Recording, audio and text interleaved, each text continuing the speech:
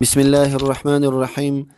الحمد لله رب العالمين، والصلاة والسلام على المبعوث رحمة للعالمين وعلى آله وأصحابه وسلم تسليما كثيرا. قال الله عز وجل: ولينصرن الله من ينصره إن الله لقوي عزيز. الذين إن مكناهم في الأرض أقاموا الصلاة وآتوا الزكاة وأمروا بالمعروف ونهوا عن المنكر ولله عاقبة الأمور. اما بعد، السلام علیکم و رحمت الله و برکاته. دوستان و برادران گرامی، جوانان عزیز و همه کسایی که صدای بنده را میشنوید، در چند جلسه قبلی از وضعیت اسفبار فعلی امت اسلامی صحبت شد و همچنین به تاریخ درخشان این امت اسلامی اشاره شد و بعض اسبابهای داخلی و خارجی سقوط این امت عزیز ذکر شد.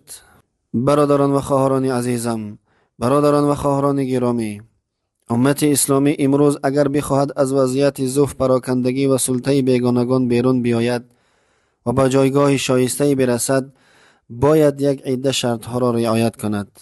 بدون این شرط ها نهضت اسلامی هرگز به موفقیت نمی رسد. این شرط ها را باید مد نظر داشته باشد. اول، ایمان همراه با عمل صالح. یعنی فقط گفتن ما مؤمن هستیم کافی نیست، بلکه باید این ایمان در عمل نشان داده شود، با صداقت، تلاش، عبادت، خیرخواهی، کمک به دیگران و مبارزه با ظالم. دوم، تسلط بر ابزارهای قدرت و علوم روز. یعنی مسلمانان باید دانش، فناوری، علم روز و برنامه‌ریزی را جدی بگیرند. دنیای امروز با آرزو پیش نمی رود. باید برای ساختن جامعه قوی مجهز به علم و مهارت بود. این دو اصل پایه پیشرفت و قدرت گرفتن امت اسلامی است. الله عزوجل در قرآن این وعده را داده است. فرموده است: اعوذ بالله من الشیطان الرجیم، وعد الله الذين آمنوا منكم وعملوا الصالحات ليستخلفنهم في الأرض كما استخلف الذين من قبلهم. الله به کسانی از شما ایمان آوردن و کارهای شایسته انجام دادن وعده داده است که حتما آنها را جانشین در زمین خواهد کرد، همان گونه که پیشینیان کسانی که پیش از آنها بودند جانشین کرد. ولیمکنن لهم دینهم الذی ارتضی لهم، و دینشان را که برایشان پسندیده است برایشان پابرجا و برقرار خواهد ساخت. ولیبدلنهم من بعد خوفهم امنا، و پس از ترس بر آنان امنیت خواهد داد. یعبدوننی لا یشرکون بی شیئا، به گونه ای که آنان تنها مرا عبادت می کنند و هیچ چیزی را با من شریک نمی سازند. و من کفر بعد ذلك فاولئک هم الفاسقون، و هر کس که پس از این کفر ورزد بیشک از گروه فاسقان است. و همچنین الله عزوجل می فرماید: ولینصرن الله من ینصره ان الله لقوی عزیز.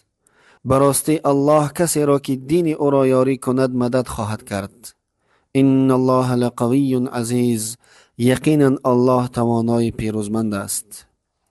الذين إن مكناهم في الأرض أقاموا الصلاة وآتوا الزكاة وأمروا بالمعروف ونهوا عن المنكر. کسانی که اگر در زمین آنها را قدرت ببخشیم نماز را برپای می دارند و زکات اموال را می پردازند و با کار خوب فرمان می دهند و از کار زشت باز می دارند. ولله عاقبة الامور، و سرانجام کارها به الله باز می گردد.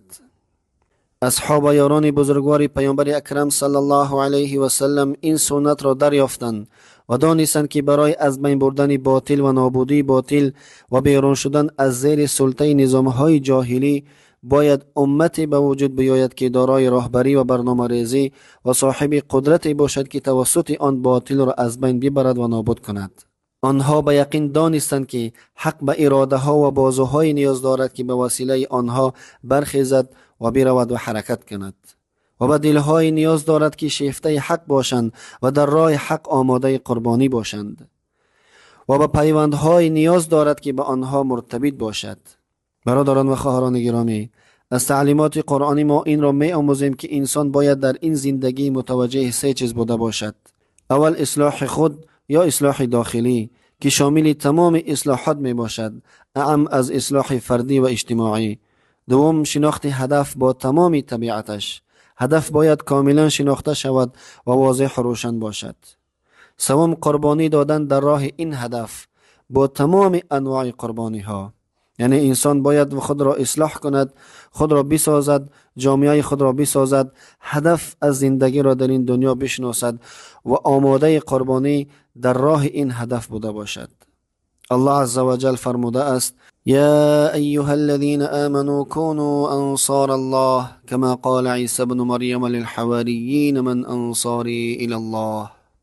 ای کسانی که ایمان آورده اید یاوران الله باشید، همان گونه که عیسی پسر مریم به حواریون گفت: چه کسانی یاوران من در راه الله هستند؟ قال الحواریون نحن انصار الله. حواریون گفتند: ما یاوران اللهیم. فآمنت طائفة من بنی اسرائیل و کفرت طائفه. پس گروه از بنی اسرائیل ایمان آوردند و گروه کافر شدند. فأیدنا الذین آمنوا علی عدوهم.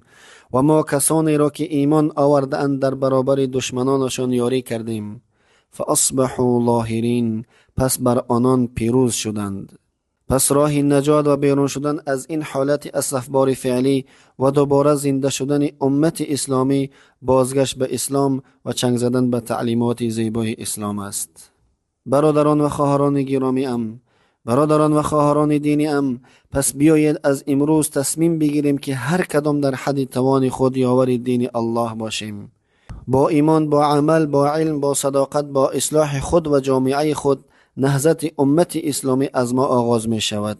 از دلهای ما، از خانه های ما، از همت ما آینده ما روشن است. اگر ما بخواهیم، وعده الله عزوجل حق است و تحقق پیدا می کند.